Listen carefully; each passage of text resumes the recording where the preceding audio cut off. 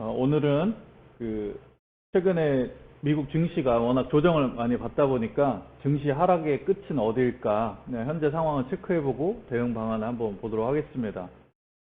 참고로 오늘 새벽에 이제 미국 나스닥이나 S&P 500이 상승으로 마감하긴 했는데 장중에 변동성이 엄청났어요. 3, 4%가 밀렸다가 올라왔기 때문에 정말 패닉인 상황인데 다행히도 상승으로 마감했고, 큰 흐름은 지금 21일 기준, 이제 지난 금요일 이제 기준으로, 우리나라 시간으로 보면 토요일 날 오전 기준으로 보는 거니까 토요일 날 새벽에 장이 마감했던 거 기준으로 한번 보겠습니다. S&P 500이나 나스닥 지수를 보면은 5년 동안의 흐름이에요.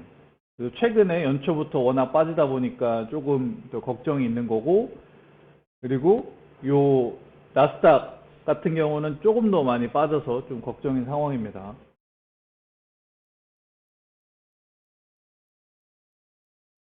현재 상황 보도록 하겠습니다.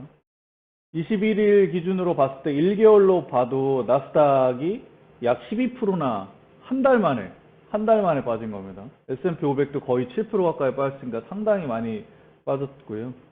특히 나스닥을 보면은 고점 대비 하락률이 거의 14% 가까이 빠졌었고요. 이게 2020년 코로나 이제 팬데믹 상황에서는 거의 30%까지 빠졌었고, 2018년 이제 말에 미국하고 중국이 무역 갈등이 워낙 심할 때도 거의 한 25%, 이 정도 가까이 빠졌는데, 통상적인 하락이 10% 내외에서 끝나서 반등이 일어난다고 봤을 때 이번에는 조금 더 있는 건 사실입니다.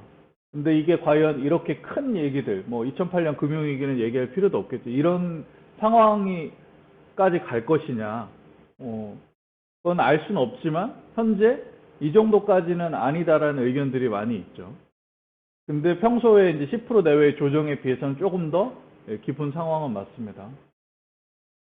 첫 번째 원인을 봤을 때, 금리, 이제 미국 10년 이제 금리가 기준이 되는데 이 금리가 워낙 급등했었어요. 21일 기준인데 이제 지금은 좀 더 내려왔죠. 1.7% 초반까지도 더 내려왔는데, 올해를 보면은 1.5% 후반대에서 순식간에 1.9%대까지 올라갔다가 조금 빠진 상황인데, 아이러니하게도 빠졌는데도 불구하고도 최근은 급락을 했었어요.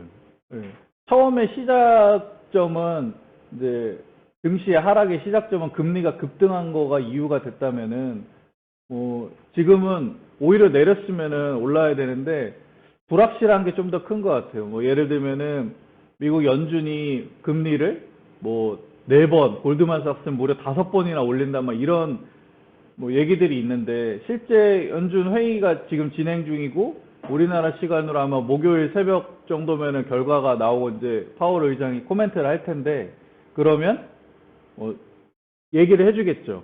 그 정도까지는 아니다. 이런 부분이 사실은 들렸습니다. 금리를 올리는 거는 명확하니까 그 정도까지는 아니다.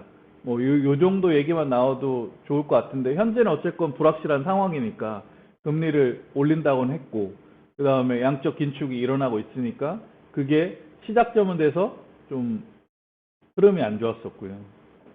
이게 안타까운 게 TSMC 같은 경우에는 실적이 매우 좋았고, 그 다음에 올해 가이던스 전망도 매우 좋아요.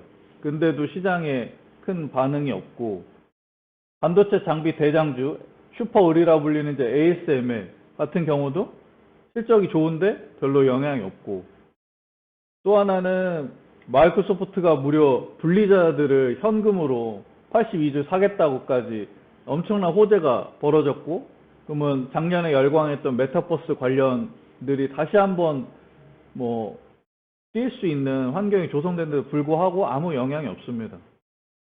오늘 새벽에 끝난 이제 상승으로 마감한 게 조금은 위안을 주긴 하지만, 그리고 심리상으로 봤을 때 이건 지난 금요일 기준이지만 이제 변동성 지수가 너무 올해 한 달 보면은 올해 내에 너무나 급등을 했어요. 심리가 별로 좋지 않았던 거죠. 근데 5년으로 길게 봐서 2020년 이제 팬데믹 상황에 비하면은 그 정도까지는 아니에요. 그리고 또 하나 심리 지표 중에 하나가 이제 공포 탐욕 지수라고 해갖고, 여기 이제 지난 금요일이긴 하지만, 뭐 전체 이제 큰 흐름으로 봤을 때는 2020년 초반에는 예, 거의 extreme fear, 완전 진짜 공포에 완전 질려서 다 집어 던지는 상황이 있었다면 지금은 그 정도까지는 예, 아닌 걸로 보입니다. 물론 이제 지난 이제 새벽에 조금 더 모습은 바뀌었지만 큰 흐름에선 그렇고요. 그리고 미국 연준이 되게 중요하게 여기는 지표가 크게 두 가지가 있습니다. 그 두 가지 중에 하나가 그 고용이에요, 고용. 완전 고용을 목적으로 하는데, 고용은 거의 완전 고용에 가까워지고 있어요. 실업률이 지난 이제 2020년 그 팬데믹 상황에는 거의 뭐 15%, 14%가 넘어갈 정도로 실업률이 치솟았다가 계속 내려왔고, 지금은 그 전 이제 코로나 팬데믹 이전 상황에 거의 근접해 있어요. 그러니까 완전 고용에 거의 가까워진 상황이고, 이런 실업률의 조금 선행 지표가 신규로 실업수당을 청구하는 그 건수예요, 건수. 얘도, 예, 모양은 비슷하죠. 근데 이제 조금 더 선행해서 움직이는데, 신규로 실업수당을 청구하는 건수도 뭐 조금 최근은 올랐지만 전체적인 느낌이 많이 내려왔습니다. 그 코로나 팬데믹 이전에 거의 이제 20만 건에서 뭐 30만 건 사이 정도였는데 거의 그 정도까지 왔고, 그러면 지금 연준이 중요시 여기는 고용 부분은 이제 좋은 거죠. 근데 연준이 또 중요시 여기는 부분 중에 하나가 물가인데, 물가가 워낙 지금 오르고 있으니까 금리를 올려서 대응을 하겠다 이거거든요. 또 하나 좀 현재 상황에서 좀 긍정적으로 보는 거는 경기를 선행하는 지수랑 경기를 동행하는 지수가 있는데, 빨간색이 이제 경기를 선행하는 지수예요. 여전히 좋아요. 그리고 경기를 동행하는 지수, 파란색, 예, 여전히 좋아요. 그러니까 최근에 급락이 꼭 뭐 경기가 안 좋아서 그랬다라는 의견이었는데 그렇지는 않습니다. 현재 지표로 봤을 때는. 그럼 이런 현황을 보고선 어떻게 대응할지, 일단 가장 중요한 거는 투자 성향, 투자 기간입니다. 투자 성향이 내가 예를 들어 안정형이다. 그러면은 주식 비중을 대부분 30%총 계좌에서 30% 이내로 하시기를 권하는 편인데, 지금 뭐 여기서 투자 성향을 조금 올려서 중립형으로 해서 주식 비중을 늘릴 수도 있겠죠. 근데 한 번에 더 뭐 하락이 있을 수도 있으니까 그 투자 성향을 올려서 주식 비중을 올리는 건 조금 더 지켜볼 필요는 있고, 다만 지금 주식이 좀 빠져 있는 상황이라면 투자 성향 안에서는 빠진 이제 주식 비중만큼은 충분히 채워주기에는 괜찮지 않을까 싶습니다. 그리고 여기서 하락이 종료되고 다시 올라갈 수도 있지만 모르는 거거든요. 지금 가장 걱정되는 건 연준이 발표를 했는데 시장이 예상하는 것보다 조금 더 강도가 세게 나오거나, 그리고 이제 오늘부터 주요 기업들의 실적이 나올 거예요.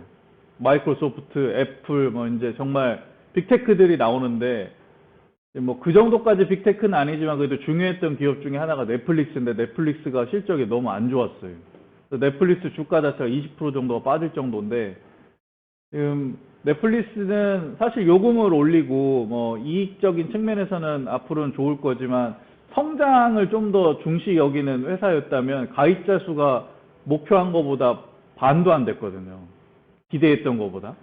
그러니 성장성에서 심각한 타격을 입었으니 주가가 그 큰 종목이 막 20%씩 빠지는데, 성장도 있으면서 충분히 안정적인 매출과 이익도 꾸준히 나오고 있는 마이크로소프트나 뭐 애플 이런 기업들의 실적이 좀 매우 중요할 걸로 보고 있고, 그 기업들뿐만 아니라 이제 이번 주부터 본격적으로 미국의 주요 기업들이 실적이 나오니까 그게 조금 중요할 것 같고요. 당연히 투자 기간을 짧게 가져가면 지금 상황에서는 대응하기 어렵죠. 근데 조금만 길게 가져가도 충분히 우상향할 수 있고, 뭐 자본주의가 사실은 주식의 상승과 맞물리니까 자본주의의 힘을 믿으면 충분히 갈 수 있는데, 잠깐 그때그때 변동이 좀 괴롭다면 비중을 좀 조절해야겠죠. 주식 비중을.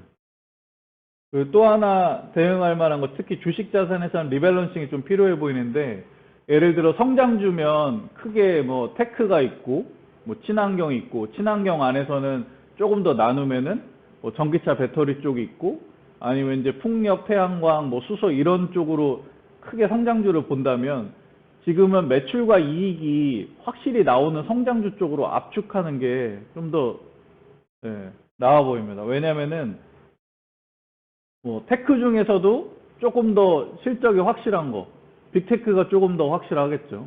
이런 쪽이라든가, 아니면은 친환경인데 전기차 배터리 쪽은 확실히 매출과 이익이 나오고 있으니 뭐 이쪽 이제 변동성은 상대적으로는 있지만, 매출과 이익이 나오는 쪽이 더 나올 수도 있고, 근데 클린 에너지 이런 수소, 태양광, 뭐 이제 풍력 이런 쪽은 매출은 나오는데 이익이 아직은 좀 아쉬우니까, 그리고 구조적으로 성장할 수밖에 없는 건 맞지만 좀 아쉬우니 당분간은 좀 피하는 게 방법일 수도 있습니다. 그리고 그 주식 중에서 매출과 이익이 나오니까 배당을 꾸준히 해주겠죠. 그러니까 이러한 배당주를 좀 가져가는 게 좋고, 가치주도 뭐 가치주에 대한 정의는 다양하긴 하지만 이제 이런 배당을 좀 주는 쪽에 가치주를 좀 섞는다면 주식은 조금은 오래 마음이 조금은 편하게 할 수 있는 방식이지 않을까 싶습니다.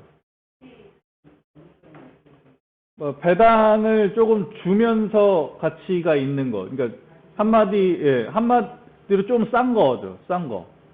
그런 것들로 있는 이제 펀드로 보면은 가치주 펀드도 있고, 뭐 배당주 펀드도 있고, 심플하게는 배당주 펀드를 권해드리고요. 배당주도 한국 말고 좀 글로벌, 미국 중심으로 가는 거를 좀 더 권해드립니다. 이상입니다.